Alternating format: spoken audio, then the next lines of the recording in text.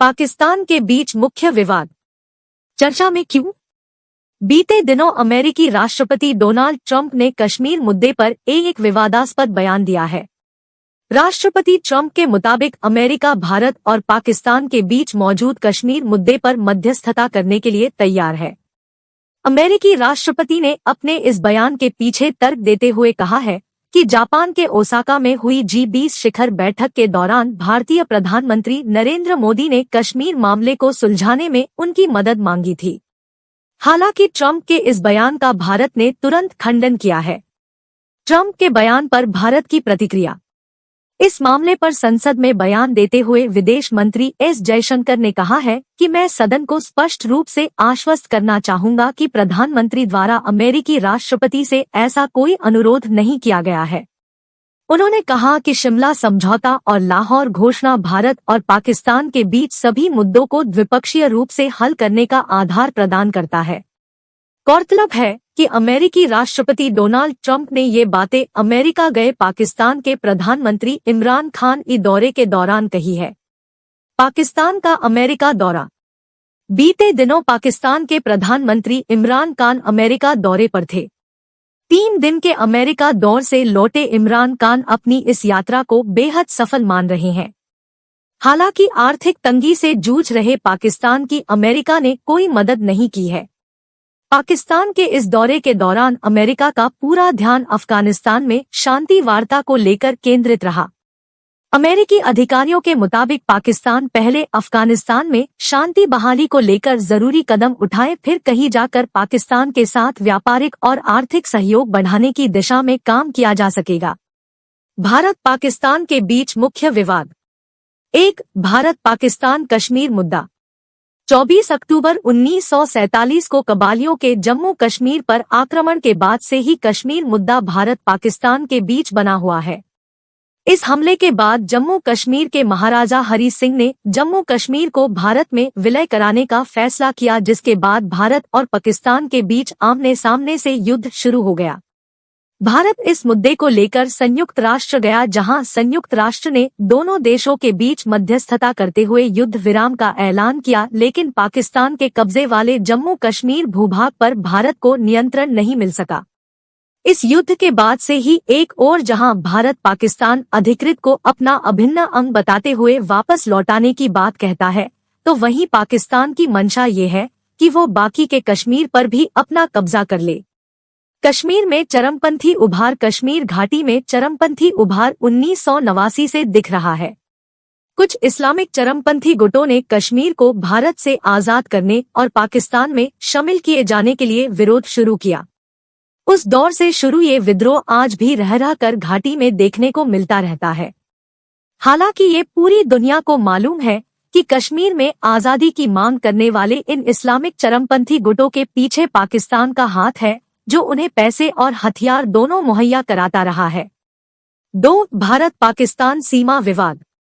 भारत और पाकिस्तान की सीमाएं कुल 4 राज्यों से होकर गुजरती हैं, जिनमें पंजाब, गुजरात और राजस्थान के साथ ही जम्मू कश्मीर राज्य भी शामिल है। पाकिस्तान के साथ गुजरात राज्य की सीमा पर स्थित सर क्रीक सीमा रेखा को लेकर विवाद रहा है।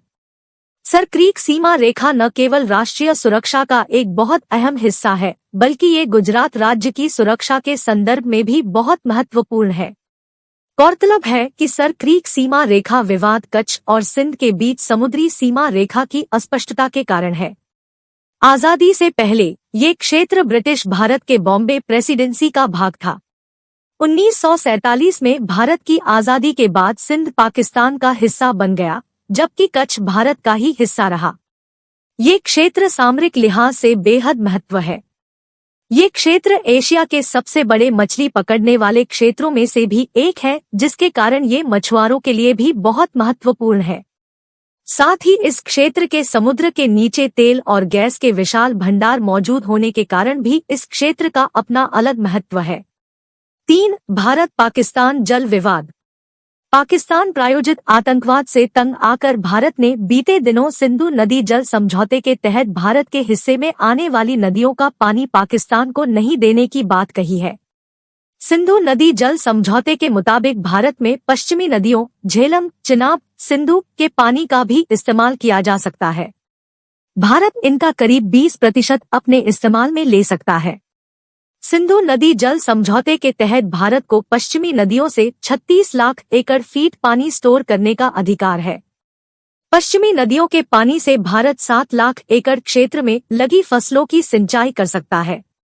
इसके अलावा भारत इन नदियों पर जल विद्युत परियोजनाएं भी बना सकता है। हालांकि भारत उसको run of the river project के रूप में ही इस्तेमाल करना होगा। जानकारों का कहना है कि भारत का ये फैसला उन छोटी बड़ी पहलों का एक हिस्सा है जो भारत पाकिस्तान के खिलाफ उठा रहा है। विशेषज्ञ इसे पानी की सर्जिकल स्ट्राइक कह रहे हैं। गौरतलब है कि इन तीनों नदियों पर डैम बनाने के बाद पानी पंजाब और जम्मू कश्मीर के लोगों के लिए इस्तेमाल किया जाएगा। भारत पाकिस्तान संबंध। ब्रिटिश हुकूमत से आजादी मिलने के बाद पाकिस्तान भारत से द्विराष्ट्र सिद्धांत पर अलग हुआ था। भारत पाकिस्तान के साथ भाषाई, सांस्कृतिक, भौगोलिक, आर्थिक और जातीय संबंध साझा करता है, लेकिन पाकिस्तान के साथ भारत के रिश्ते आपसी मतभेद, शत्रुता और संदेह के कारण पिछले 72 सालों से बेहतर नहीं हो पाए हैं। आजादी के बाद से सिंधु नदी जल संधि 1960। आजादी मिलने के बाद कई अन्य मुद्दों की तरह भारत पाकिस्तान के बीच पानी के मुद्दे को लेकर भी विवाद शुरू हो गया था। भारत से पाकिस्तान जाने वाले इन 6 नदियां झेलम, चिनाब, रावी, ब्यास और सतलज को लेकर विवाद चल रहा था। सालों चली बातचीत के बाद 19 सितंबर 1960 को विश्व बैंक की सहायता से भारत और पाकिस्तान के बीच सिंधु नदी जल संधि समझौता हुआ। समझौते के मुताबिक 3 पूर्वी नदियों रावी, ब्यास और सतलज के पानी पर भारत को पूरा हक दिया गया, जबकि बाकी 3 पश्चिमी नदियों झेलम, चिनाब, सिंधु के पानी के पाकिस्तान को देना तय हुआ था। गौरतलब है कि सिंधु नदी जल समझौता 12 जनवरी 1961 से लागू हुआ था। इस संधि पर भारत के तत्कालीन प्रधानमंत्री जवाहरलाल नेहरू और पाकिस्तान के तत्कालीन राष्ट्रपति अयूब खान ने रावलपिंडी में दस्तखत किए थे। इसके अलावा इन दानियों का एक बहुत छोटा हिस्सा चीन और अफगानिस्तान को भी मिला हुआ है। सिंधु नदी जल संधि पर पाकिस्तान की आपत्ति ये है कि भारत पाकिस्तान के हिस्से के पानी का प्रयोग कर रहा है, जबकि भारत का कहना है कि ग्लेशियर और बरसात के कम होने के कारण सिंधु नदी में पानी कम हो रहा है। इसके अलावा पाकिस्तान इस मुद्दे को ढाल बनाकर सीमा पार आतंकवाद से ध्यान भटकाना चाहता है। ताशकंद समझौता 1966। ताशकंद समझौता भारत और पाकिस्तान के बीच 10 जनवरी 1966 को हुआ एक शांति समझौता था। ये समझौता 1965 के भारत पाकिस्तान युद्ध के बाद हुआ था। ताशकंद समझौते के अनुसार ये तय हुआ था कि भारत और पाकिस्तान अपनी शक्ति का प्रयोग नहीं करेंगे और अपने विवादों का शांतिपूर्ण तरीके से निपटारा करेंगे। ये समझौता भारत के प्रधानमंत्री लाल बहादुर शास्त्री और पाकिस्तान के प्रधानमंत्री अयूब खान के बीच हुआ था। शिमला समझौता 1972। 1971 में हुए भारत पाकिस्तान युद्ध के बाद शिमला समझौता हुआ था। ये समझौता 2 जुलाई 1972 को शिमला समझौता हुआ था।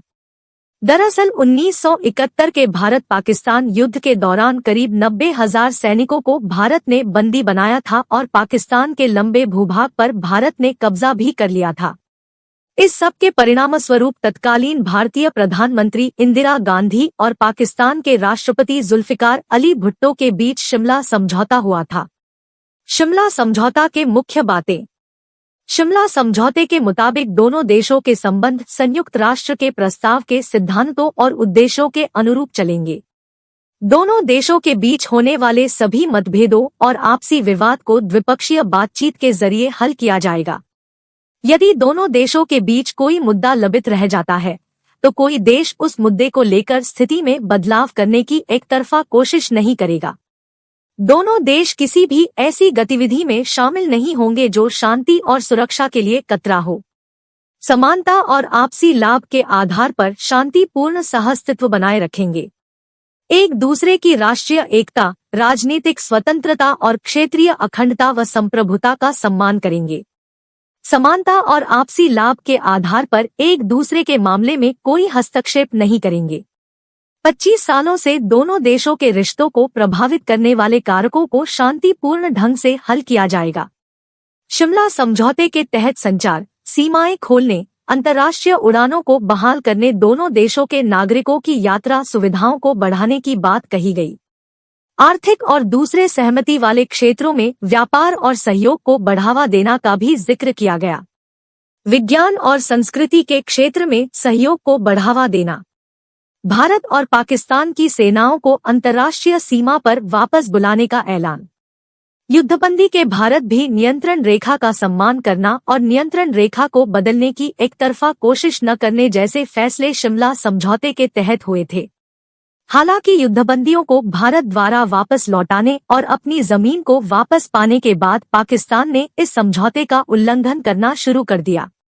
Non nuclear agreement 1988। ये समझौता भारतीय प्रधानमंत्री राजीव गांधी और पाकिस्तानी प्रधानमंत्री बेनजीर भुट्टो के बीच 21 दिसंबर 1988 को समझौता हुआ था। इस समझौते के तहत दोनों देशों के बीच परमाणु हथियारों में कटौती और किसी दूसरे देश के जरिए परमाणु प्रतिष्ठानों पर हमला न करने का वचन दिया गया है। जम्मू और कश्मीर पर संसद का प्रस्ताव 1994। 22 फरवरी 1994 को संसद के दोनों सदनों ने पारित एक प्रस्ताव के तहत पाकिस्तान अधिकृत कश्मीर को भारत का अभिन्न अंग माना गया। प्रस्ताव में कहा गया कि पाकिस्तान अधिकृत कश्मीर भारत का अभिन्न अंग है और हमेशा रहेगा। भारत अपने इस भाग को खुद में विलय कराने के लिए हर संभव प्रयास करेगा। इसके अलावा इस प्रस्ताव में इस बात का भी जिक्र किया गया कि भारत में पर्याप्त क्षमता और संकल्प है कि वो पाकिस्तान के नापाक इरादों का मुंहतोड़ जवाब दे जो देश की एकता, क्षेत्रीय अखंडता और सुरक्षा के खिलाफ हो। 1994 में पारित इस प्रस्ताव में भारत ने पाकिस्तान को जम्मू कश्मीर के उन इलाकों को खाली करने की बात कही जिस पर उसने कब्जा किया है। सदन का मानना था कि पाकिस्तान अधिकृत कश्मीर में पाकिस्तान की तरफ से आतंकियों को हथियार और धन की सप्लाई के साथ साथ आतंकियों को भारत में घुसपैठ करने में मदद दी जा रही है। लाहौर घोषणा पत्र 1999। शिमला समझौते के बाद भारत ने एक बार फिर लाहौर घोषणा पत्र के जरिए दोनों देशों को बेहतर बनाने के प्रयास किया। 21 फरवरी 1999 को तत्कालीन भारतीय प्रधानमंत्री अटल बिहारी वाजपेयी और पाकिस्तानी प्रधानमंत्री नवाज शरीफ के बीच लाहौर में एक घोषणा पत्र पर दस्तखत हुआ। लाहौर घोषणा पत्र में पहले के सभी मुद्दों को भूलकर दोनों देशों के संबंधों को बेहतर बनाने की पेशकश भारत की ओर से की गई। इसके अलावा नई दिल्ली से लाहौर तक हफ्ते में 2 बार बस सेवा सदा-ए-सरहद की शुरुआत की। लाहौर घोषणा पत्र 1999 के मुख्य बातें। नियमित अंतराल पर दोनों देशों के विदेश मंत्री बैठक करेंगे और आपसी हितों के मुद्दे पर चर्चा करेंगे। विश्व व्यापार से जुड़े मुद्दों पर विचार विमर्श की सहमति। वीजा नियमों को आसान बनाना, युद्धबंदियों या असैनिक बंदियों की जांच के लिए मंत्री स्तर पर 2 सदस्यीय समिति का गठन। सुरक्षा धारणाओं और परमाणु सिद्धांतों पर विचार विमर्श करेंगे। मिसाइल उड्डयन परीक्षणों की पूर्व सूचना देना। परमाणु खतरों को कम करने के लिए राष्ट्रीय स्तर पर कदम उठाएं। पहले न्यूक्लियर टेस्ट न करने के वादे का पालन करेंगे। यूएन चार्टर के सिद्धांतों और लक्ष्यों के प्रति प्रतिबद्धता निभाएंगे। आपसी विश्वास के लिए समय समय पर विचार विमर्श। सुरक्षा, निःशस्त्रीकरण और परमाणु अप्रसार के मुद्दे पर द्विपक्षीय वार्ता। लाहौर घोषणा पत्र को एक दूसरे की संसद में मंजूर किया गया। इस घोषणा के 3 बाद ही पाकिस्तान ने कारगिल युद्ध छेड़ दिया। भारत पाकिस्तान के आर्थिक संबंध। भारत पाकिस्तान ट्रेड ऑर्गेनाइजेशन के मुताबिक 2018 से 19 में भारत पाकिस्तान के बीच कुल 2.05 बिलियन अमेरिकी डॉलर का व्यापार था। मौजूदा समय में भारत पाकिस्तान को सब्जियां, कपास, प्लास्टिक और लोहा व इस्पात जैसे सामानों का निर्यात करता है, जबकि भारत पाकिस्तान से मसाले, फल और सीमेंट जैसे सामानों को खरीदता है। भारत ने पाकिस्तान से वापस लिया MFN दर्जा। पाकिस्तान प्रायोजित आतंकवाद के चलते भारत ने इस साल पाकिस्तान से मोस्ट फेवर्ड नेशन के भी दर्जा वापस ले लिया। गौरतलब है कि मोस्ट फेवर्ड नेशन दर्जा किसी देश के साथ द्विपक्षीय कारोबार को बढ़ावा दिए जाने के लिए दिया जाता है। MFN दर्जे के जरिए ही किन्हीं भी दो देशों के बीच में साझा व्यापार की नींव तैयार होती है। MFN दर्जे के जरिए इसमें आयातित सामानों पर लगने वाले सीमा शुल्कों तथा अन्य दूसरे टैक्सों में सहूलियत दी जाती है। इसके अलावा MFN घरेलू प्रशासन के लिए भी फायदेमंद होता है। इसके जरिए अंतर्राष्ट्रीय व्यापार के नियमों को और आसान बनाया जाता है, साथ ही उनमें और अधिक पारदर्शिता लाई जाती है। आतंकवाद के चलते FATF की ग्रे लिस्ट में शामिल हुआ पाकिस्तान। आतंकवाद को पनाह देने के चलते अंतर्राष्ट्रीय संस्था financial action task force FATF ने पाकिस्तान को ग्रे लिस्ट की सूची में रखा है। FATF के मुताबिक पाकिस्तान जैश-ए-मोहम्मद, लश्कर-ए-तैयबा और जमात-उद-दावा जैसे आतंकी संगठनों की फंडिंग रोकने में नाकाम रहा है। FATF ने पाकिस्तान को चेतावनी देते हुए कहा कि अगर अक्टूबर 2019 तक पाकिस्तान उसकी 27 मांगों पर काम नहीं करता है तो उसे ग्रे से ब्लैक लिस्ट में डाल दिया जाएगा। परमाणु और मिसाइल कार्यक्रमों में चीन कर रहा है पाकिस्तान की मदद। भारत और पाकिस्तान ने परमाणु प्रतिष्ठानों पर हमले के निषेध से जुड़े एक समझौते पर हस्ताक्षर किए हैं। हालांकि भारत और पाकिस्तान दोनों के ही पास परमाणु संपन्न हथियार है, लेकिन उनके परमाणु सिद्धांत परस्पर विरोधी है। भारत एक ओर जहां परमाणु हथियारों का पहले इस्तेमाल नहीं करना की नीति का पालन करता है, तो वहीं पाकिस्तान की ऐसी कोई मंशा जाहिर नहीं होती है। इसके अलावा मिसाइल और परमाणु कार्यक्रमों में चीन और पाकिस्तान की मदद कर रहा है। पाकिस्तान की वजह से ठप है सार्क संगठन। कई प्रमुख क्षेत्रीय विकास परियोजनाओं में मुश्किलें पैदा करके पाकिस्तान ने सार्क को निष्क्रिय बना दिया है।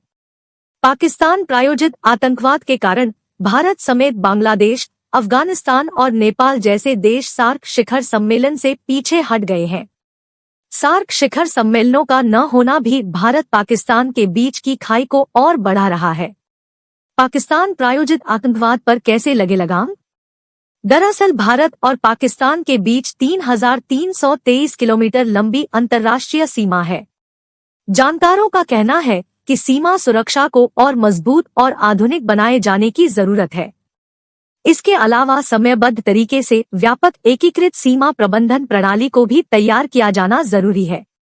साथ ही भारतीय तट रक्षक और दूसरी एजेंसियों के बीच उच्च स्तरीय समन्वय स्थापित करके तटीय सुरक्षा और चौकसी को मजबूत किया जाना चाहिए, जिनमें भारतीय नौसेना, केंद्रीय औद्योगिक सुरक्षा बल, कस्टम और बंदरगाह शामिल है।